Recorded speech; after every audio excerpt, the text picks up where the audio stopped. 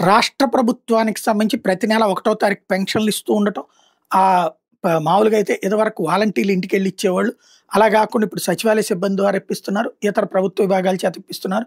అదే సందర్భంలో లోకల్‌గా ఉన్నటువంటి ఎమ్మెల్యేలు, ఎంపీటీసీలు, జెడ్పీటీసీలు ఇట్లా అందరూ ప్రజాప్రతినిధులు తెలుగుదేశం వాళ్ళు ఎవరన్నా ఉంటే వాళ్ళు, లేదా అక్కడ ఉన్నటువంటి ఇన్‌చార్జీలు తెలుగుదేశం, జనసేన, భారతీయ జనతా పార్టీ వాళ్ళు, వాళ్ళ దగ్గరుండి డిస్ట్రిబ్యూషన్‌లో పాలు పంచుకుంటున్నటువంటి పరిస్థితి ఉంది.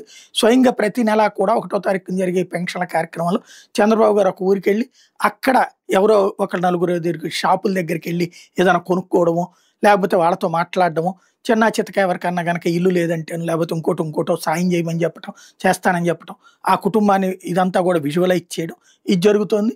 అదే సందర్భంలో అక్కడ విధ్వంసమైన రాష్ట్రాన్ని బాగు చేస్తున్నాను, ఇప్పటికి అద్భుతంగా చేస్తున్నాను అన్నట్టు ప్రతి నెలా కూడా చెప్తూ పాత ప్రభుత్వాన్ని విమర్శిస్తూ సాగుతుంది సాగింది. ఇవాళ కూడా అట్లాగే వెళ్ళారు. పెన్షన్లు ఇచ్చేటటువంటి సందర్భంలో కరెక్ట్‌గా ఆ టైంకి ఇన్సిడెంట్ వ్యవహారం తెలిసింది, కాశీబుగ్గ ఇన్సిడెంట్. దీంట్లో ఎవరైతే బాధ్యులు ఎవరైనా సరే వదిలిపెట్టేది లేదు.